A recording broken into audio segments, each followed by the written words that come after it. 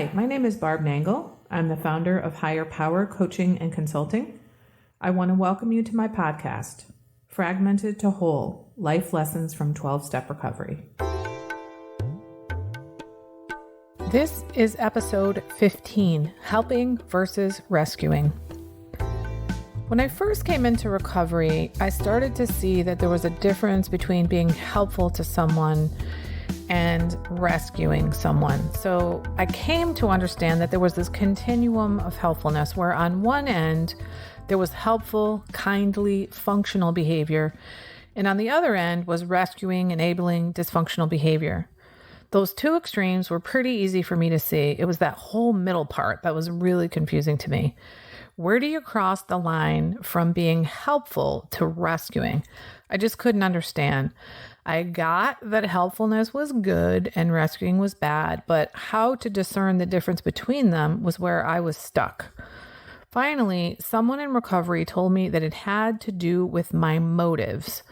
They said, why are you helping the person? Is it so they'll like you or so that they'll think something in particular of you? And at the time, I had no idea that I was helping people because I wanted them to like me or think I was a certain kind of person or had certain qualities. I really didn't know I was doing that.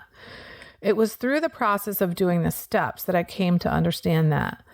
So until I came to see that I was actually being helpful to people to get a certain result, that question of motives was patently unhelpful to me.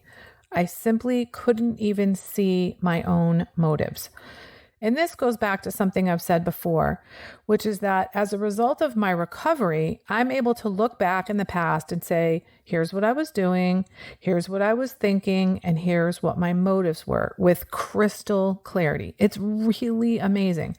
But back then, I was completely blind to my own behavior, my thinking, my motives, etc. I simply couldn't see what was going on. And it's my understanding that the reason for that is denial is the glue that holds dysfunctional families together. Since I grew up in a dysfunctional family, I grew up with a huge amount of denial, a lot of which was about my own behavior, some of which was about my family's behavior and the fact that things that I thought were functional were dysfunctional. And if you think about it, that rule about denial being the glue that holds dysfunctional families together makes sense because who would ever purposefully screw up their children? Nobody. Well, unless you're a sociopath, of course, which is exceedingly rare.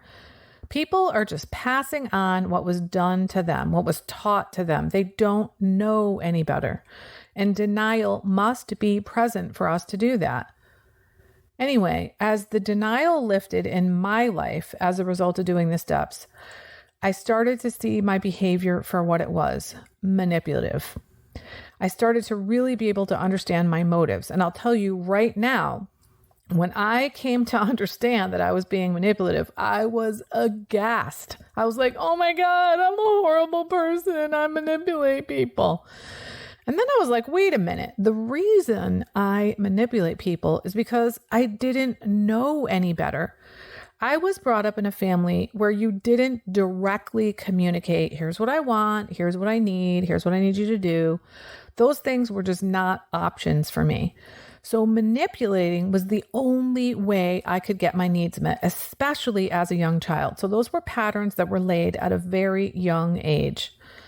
Now, once I became aware of it as a result of my recovery, I needed to hold myself accountable for it. I had to let go of beating myself up for being manipulative and change my ways. So back to coming to understand my motives. I was trying to get people to like me or think certain things of me, like I'm nice or I'm smart or I have my shit together or whatever. And then once I could see that I had those ulterior motives, I could see the difference between the two ends of the continuum of helpfulness, where one end is kindly, helpful, functional behavior, and the other is dysfunctional, rescuing, enabling, manipulative behavior. And being able to see that difference has made all the difference in the world to me. Now, when I have the impulse to help, if it's not clear from the outset what my motives are, I ask myself first, do I really want to do this? And if the answer is yes, then I ask myself why. And if my motives are pure, then I go ahead and do it. My first sponsor told me this story to illustrate this very point. She said, it used to be that I give people a cup of coffee because I wanted them to like me. Now I give them coffee because God wants me to be kind and helpful. Either way, they get coffee. I can tell you that I have a lot more energy in my life as a result of my recovery now that I'm not out there trying to rescue people. My helpfulness is no longer draining. And that's another clue to figure out if you're being helpful and kind or manipulative and rescuing. Do you get drained from providing help, or do you get energized? And one more pointer on that. This comes from something that I tell my sponsees, as sometimes other people in program as well. And I say this, listen, I am invested in your recovery, but I'm not going to be more invested in it than you are. So if you're helping someone and you're more invested in whatever it is you're helping them with or in them than they are, then you're probably rescuing them rather than being helpful. And rescuing is about you. It's not about them. You are trying to make yourself feel better, either by projecting an image of yourself that you want others to believe, or you're trying to keep the focus off of yourself, which is what much of our behavior before recovery is about. That's it for today. And speaking of helpfulness, I hope that this has been helpful to you. That's it for today. If you like what you've heard here, then you just might be interested in private coaching with me. If that sounds like you, head on over to my website, which is higherpowercoachingandconsulting.com, and click on the contact menu. I'd be happy to schedule a consultation with you to help you make lasting changes in your life, like I've made deep, lasting changes in my life. My ideal client is someone who is ripe for change, but I'll coach anyone who wants to be happy, joyous, and free. So if that's you, shoot me an email. I'd love to hear from you.